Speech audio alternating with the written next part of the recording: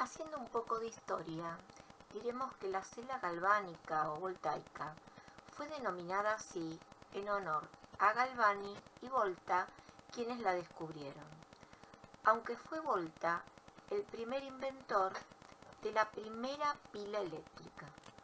En el uso común, la palabra pila es una celda galvánica única.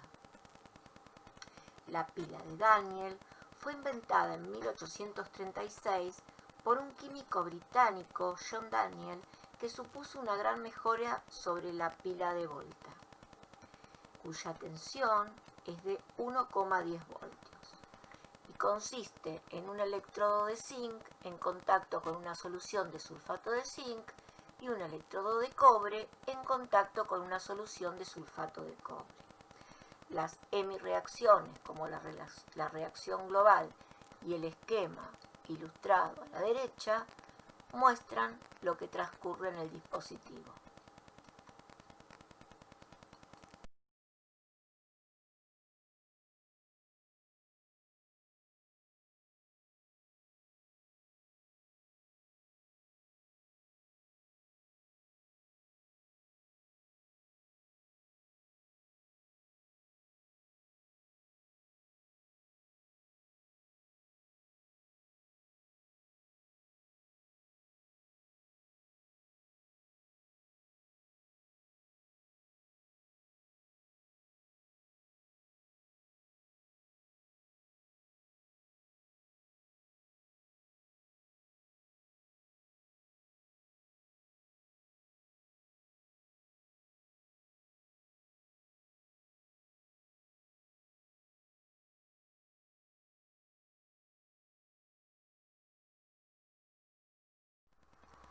La notación convencional para representar una pila es conocida como diagrama de pila.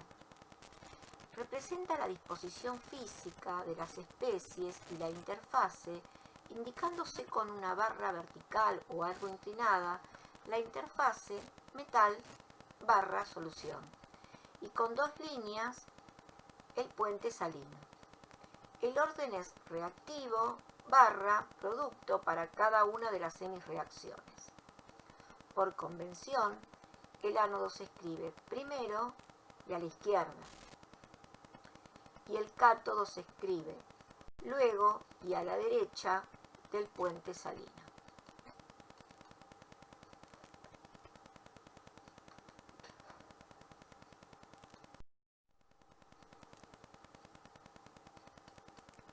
Predicción de espontaneidad de una reacción redox. A partir de una reacción redox espontánea, potencialmente podría construirse una pila, todas ellas cuando el potencial de reducción estándar de la pila es mayor que cero. Una reacción redox no espontánea se corresponde entonces con una reacción química tal que su potencial de reducción estándar es menor que cero. El cambio en la energía libre de Gibbs, delta G, es una medida de la espontaneidad de un proceso que ocurre a la temperatura y presión constantes. La FEM-E de una reacción redox también indica si la reacción es espontánea. La relación entre la FEM y el cambio de energía libre es delta G es igual a menos N por F por E. Aquí N es un número positivo, sin unidades, y representa el número de moles de electrones transferidos de acuerdo con la ecuación balanceada. Y F es la constante de Faraday, nombrada así en honor a Michael Faraday, quien estudió las relaciones entre las reacciones químicas y la electricidad. La constante de Faraday es la cantidad de carga eléctrica en un mol de electrones. Tanto N como F son números positivos. Un valor positivo de E conduce a un valor negativo de delta G. Recordamos entonces que un valor positivo de E y un valor negativo de delta G indican que una reacción es espontánea.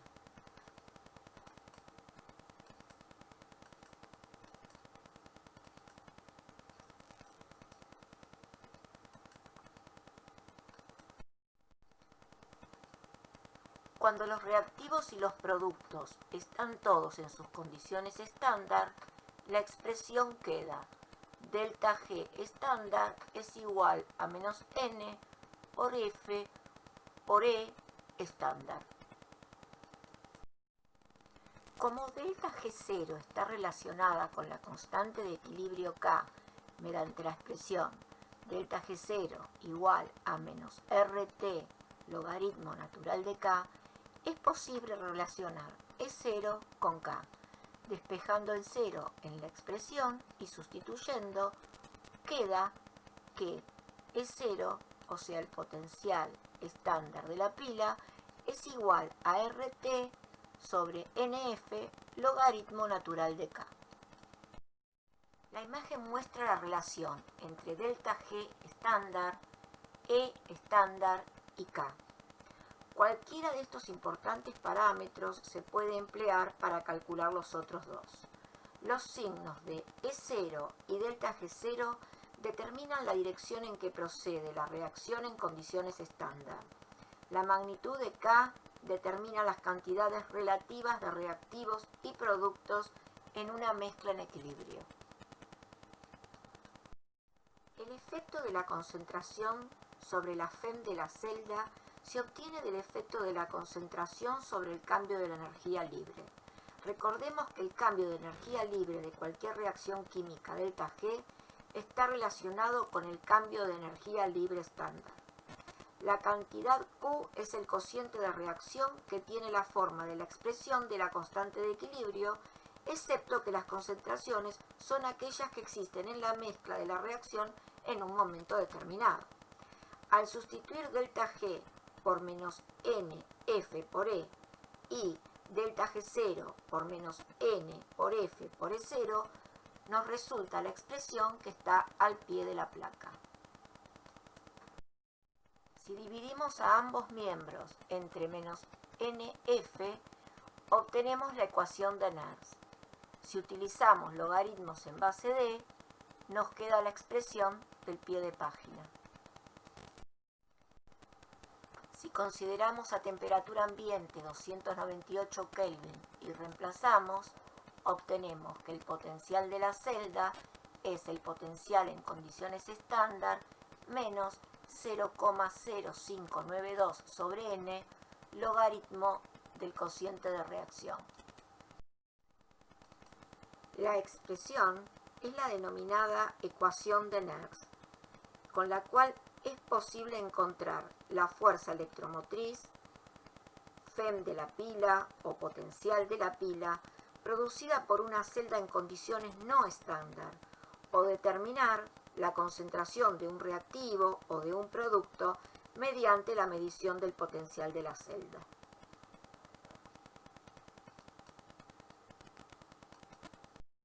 Repetimos entonces que la ecuación de Nernst nos permite calcular la FEM de reacciones en condiciones no estándar.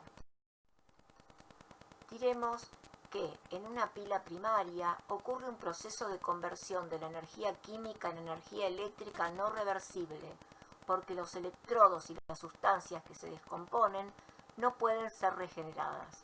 Entre otras están las pilas galvánicas o de Volta, la de Daniel, la seca o de Leclanché, las solares o las de combustible.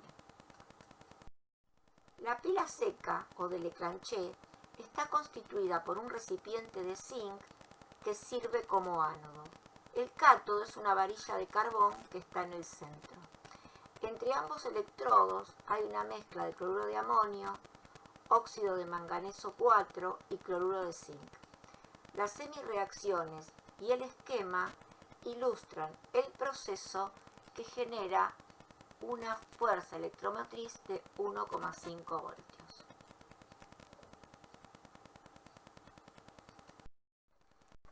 La pila de níquel-cadmio es una pila secundaria, ya que puede ser recargada mediante una fuente externa de electricidad, lo que hizo que tengan una vida útil mucho más prolongada que las celdas secas comunes. Se usan en relojes electrónicos y calculadoras, entre otros dispositivos.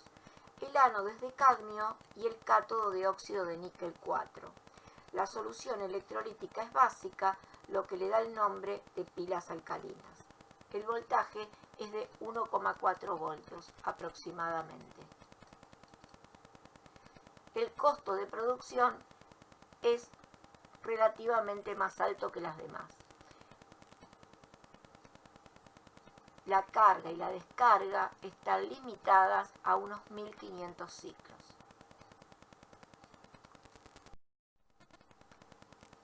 La figura muestra un acumulador de plomo. Está constituido por un grupo de placas de plomo esponjoso comprimido que se encuentran alternados con otro grupo de placas que tiene óxido de plomo 4, que funcionan como ánodo y cátodo respectivamente para la descarga de la pila. Ambos electrodos se encuentran sumergidos en una solución de ácido sulfúrico al 40% que funciona como electrolito. Durante la descarga se forma un recubrimiento insoluble de sulfato de plomo sobre los electrodos. Las reacciones ilustran la descarga y la carga de la pila según el sentido de la reacción. Cada celda crea un potencial de 2 voltios. Las baterías automotrices tienen 6 celdas conectadas en serie que proporcionan un acumulador de 12 voltios. Cuando un potencial ligeramente mayor que el de la batería se aplica a través de los electrodos, se invierte el flujo de la corriente y se carga la batería.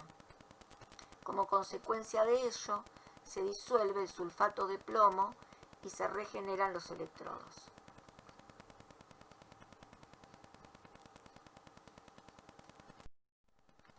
Uno de los desarrollos más recientes como pilas secundarias es la batería de ion litio.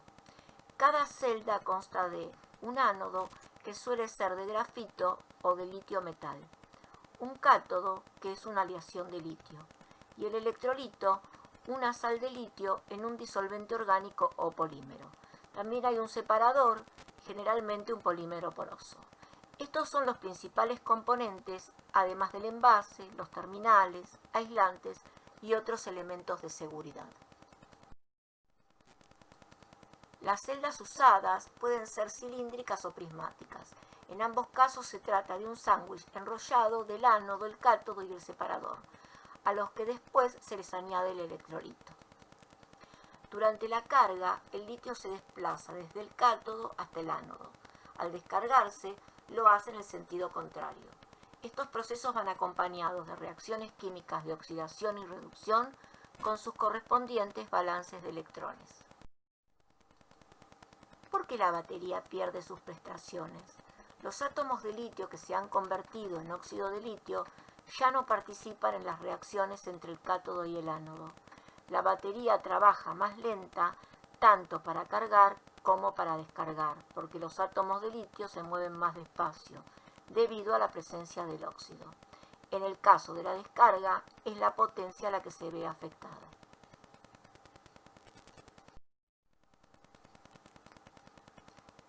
Durante los procesos de carga y descarga, el litio sale de la estructura del cátodo y se acumula en el ánodo, formándose un compuesto de intercalación de grafito. La formación del compuesto de intercalación es un proceso reversible, que quiere decir que se puede dar en el sentido contrario y liberar el litio. Pero pueden dar también reacciones no deseadas, en la que el litio se acumula en el ánodo en forma de óxido de litio y por lo tanto hay menos litio disponible en la batería. Se pierde entonces capacidad. La formación del óxido de litio es un proceso irreversible, por lo tanto no tiene marcha atrás. A pesar de los problemas que el óxido de litio provoca, su formación es necesaria y ayuda a proteger la batería. El grafito de las baterías de ion litio es un material inestable que tiende a reaccionar con el electrolito.